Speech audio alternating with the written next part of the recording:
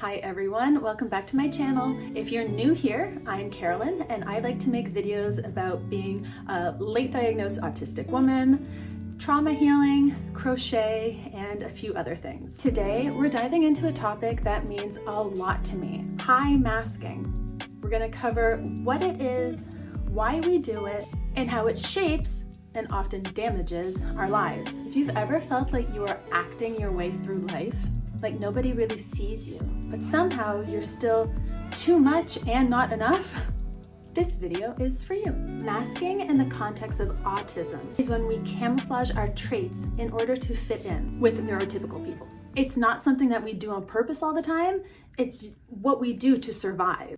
It's staying quiet when something bothers you. It's mimicking voices, smiling when you are melting inside. High masking is when you do it so well and so consistently that no one even considers that you could be autistic.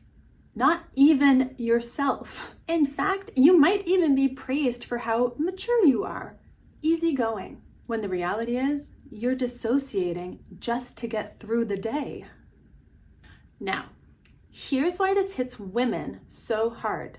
Society teaches girls to put other people first, not to make waves, don't be too much, don't be too sensitive, don't be dramatic. So we start masking very early without even noticing that we're doing it.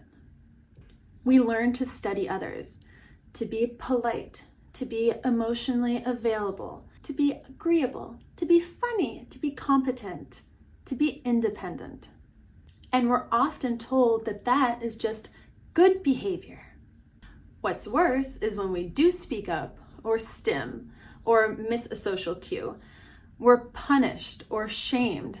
So it makes us hide those things even more. And if we're too quiet or too anxious or too odd, we're dismissed as being shy or depressed, never autistic.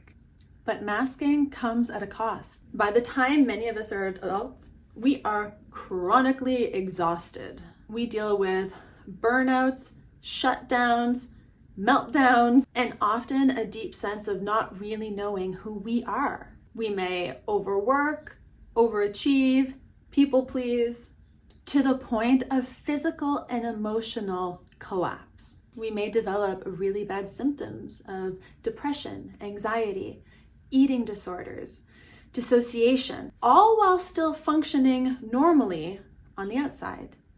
That means that we can go years and decades suppressing our own needs without even realizing that we've been suffering because we've been taught our whole lives to suppress our own needs. And then there's trauma. Many high masking autistic women also have complex PTSD or CPTSD, especially from childhood. That trauma teaches us to fawn, to become hyper aware of other people's needs and emotions just to keep ourselves safe. So when masking intersects with trauma, it's no longer just social. It becomes about survival. You're not just trying to fit in. You're trying to avoid rejection, abandonment, and further hurt. And when we do seek help, we're often misdiagnosed. Therapists and doctors will label us bipolar or having borderline personality disorder, anxiety, or depression. They don't look underneath to see the root cause of the problem. When we finally discover that we're autistic through a formal diagnosis or self-diagnosis, I just want to put a disclaimer there. I think it is absolutely fine to self-diagnose, especially in these times in 2025. I don't think that having a registry with your name on it is necessarily beneficial. You do you, but I am not going to. So I absolutely respect anyone who has been self-diagnosed, and we are not going to tell people that they are not valid, and we're not going to dismiss people. So I just want to put that boundary here. When we finally discover that we're autistic, it can feel like a going off in a good way, kind of. You start to look back and you realize that you were just masking all of these hurdles, the reason that life was so hard for you is because you had no idea of all of the challenges that you were facing that other people were not, how much harder you were working. So unmasking is not an easy process, and it requires a lot of grieving. You start to question who you really are. You know, what do you like to do? What sensory input feels good? Especially if you've been dissociating, it can be really hard to open yourself up to things that actually do feel really good. And what do you need? Not what do others expect from you, but really how, if you were to put yourself first, what would you do to show up for you and your own needs? For many of us, it can be the first time we've even asked ourselves these questions, which means it can be terrifying and liberating all at once. It's not a straight line. Some days you'll mask and you'll feel fine. Other days, you're gonna have a really difficult time and you won't have the energy. Honor where you are in your experience. But unmasking, even a little bit, can feel like taking your first deep breath in years. All right, so for me, I wanted to share how I started realizing and started putting two and two together to realize that I am autistic. I always had a feeling of other growing up. I felt like I didn't really fit in and belong, even though I had a lot of friends, a lot of close relationships. I always felt a little weird and a little odd. I have always been an emotional sponge. I can take on other people's moods very easily, and so I've always put other people first. Always. I always care very much how other people are feeling. I have hyper empathy. It can be a problem for sure, and I'd like to talk about that in another video. But I always knew that I was more sensitive and had meltdowns that other people didn't seem to have. My emotions would get so overwhelming. As a teenager, I would have really unhealthy coping mechanisms for the trauma that I was subjected to. So I really think that when I realized that I was autistic was after the birth of my second child, and we were just triggering each other so much. Well, I don't know that I was triggering him, but he was triggering me for sure. And I started realizing that I had always felt the way that he had, and very literal. I am always the last person to understand the joke. I think that also means that I took teasing very personally, very deeply. The dichotomy also is, though, if you've been raised in a traumatic or dysfunctional family, those teasing remarks are meant to hurt. They're not meant to be funny. So was I being too sensitive, or could I tell that people were not being nice?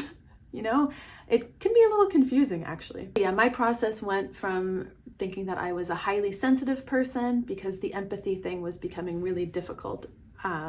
When my children would get hurt or when they would cry, I would break down. I would have emotional meltdowns because I couldn't handle it. I cannot handle someone else's suffering. And even if it's my own child, if they caused it to themselves, it would break me down. And so I looked at being highly sensitive and then just the sound, the chaos of having children. Their train of thoughts are all over the place. I could not follow a conversation any longer. All of the sounds was just so much.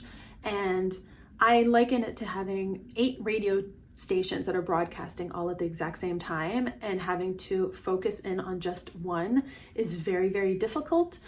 And that's how it felt having children. So the more I joined online groups and realized that, wait a minute, I think I'm just a highly masking human. And because I could camouflage so well, because I could mirror other people so well, it just kind of went unnoticed. So it went from thinking, am I just sensitive, or am I autistic? And of course, that also came with a lot of imposter syndrome, which I think autistic humans also experience a lot of anyway, just not feeling like you belong. I didn't want to take over a space that was not for me. I felt, again, like outwardly, it seemed like I had everything under control. And so that's another thing that kind of irks me a little bit, is this idea that mildly autistic people exist. Like, I think that that's more just that how other people experience your autism, but my autism is very difficult to navigate. And even though I seem to carry it well, it doesn't mean that it doesn't cause a lot of distress for me. Once I saw it, I couldn't unsee it. I started looking at my entire life differently, from how I always mimicked people, to having panic attacks before having to go to social events, to how I could hold it all together until I got home and then collapsed. Telling people is hard. Some people don't believe me, but I don't tell them for their understanding. I tell them now because it's the only way that I'm going to be able to survive. If you're watching this and you're thinking, wait, maybe I am autistic. This sounds like me. You're not alone. You don't have to keep performing for people, especially for people who don't see the real you. High masking is real. It's painful, but there's life on the other side of it. And you deserve that life. Let me know in the comments. When did you realize that you might be autistic? When did you realize that you might be masking? Or are you still figuring it out? If this video helped you, please like it, comment below, share it with someone who needs it, and subscribe for more conversations like this. And most importantly, you don't have to mask here. Thank you so much for being here, and I'll see you next time.